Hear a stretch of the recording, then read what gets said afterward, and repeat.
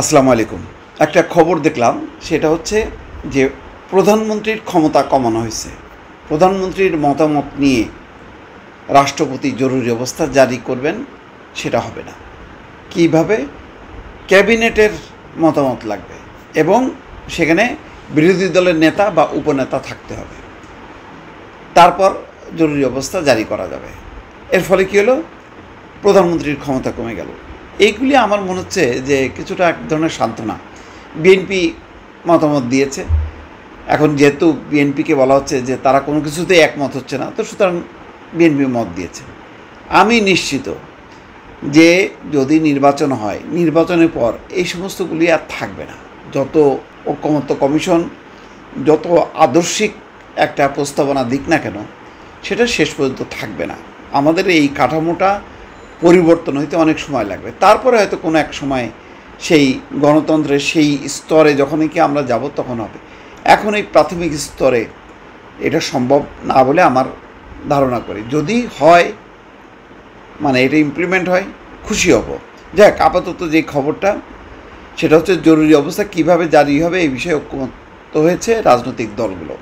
সিদ্ধান্ত অনুযায়ী প্রধানমন্ত্রী এককভাবে নন, মন্ত্রিসভার অনুমোদনে জারি হবে জরুরি অবস্থা। এই সংক্রান্ত মন্ত্রিসভার বৈঠকে উপস্থিত থাকবেন বিরোধী দলীয় নেতা বা উপনেতা। আচ্ছা, জরুরি অবস্থা যখন জারি হয় তখন ওই সময় বিরোধী দলের নেতা বা উপনেতা এরা কি কখনো মানে একমত হবে? আমাদের এখানে রাজনৈতিক পরিস্থিতিতে জরুরি অবস্থা জারি হয়, সাধারণত বন্যা, দুর্যোগ বা যুদ্ধকালীন পরিস্থিতিতে হয় না। তো সুতরাং এটা খুব একটা মানে বিশাল কিছু তা তো না। মূল বিষয়টা থেকে কিন্তু আমরা সরে যাচ্ছি। এখনও পর্যন্ত তত্ত্বাবধায়ক সরকারের কাঠামো আমরা পাইলাম না। সেই কাঠামো কেউ কেউ বলছেন যে না, মানে সর্বশেষ অবসরপ্রাপ্ত প্রধান বিচারপতি হবেন তত্ত্বাবধায়ক সরকারের প্রধান, এই বিধানটা বাতিল করার দরকার, বিচার বিভাগকে এখানে সংশ্লিষ্ট করার দরকার নেই। তাহলে বিকল্পটা কি, সেটা কিন্তু নির্ধারিত হয়নি। অর্থাৎ আগে মূল বিষয়টা আমি বারবার বলছি যে সুষ্ঠু নির্বাচন আমাদের এখানে সবচেয়ে জরুরি। এইটা যদি আমরা মানে ঠিক করতে পারি বা ঠিক রাখতে পারি, তাহলে বাকি সমস্যাগুলোও সমাধান হয়ে যায়। আগে নির্বাচনটা ভালো হইতে হবে, তারপরে অন্য সংশোধনী যদি কিছু এই সময় বা এই মুহূর্তে নাও হয় সমস্যা নাই, কিন্তু সুষ্ঠু নির্বাচনটা জরুরি। আর ওইটা যদি না হয়, আপনি যত জারি জুরি যাই করেন না কোনো কিছুতে লাভ নেই।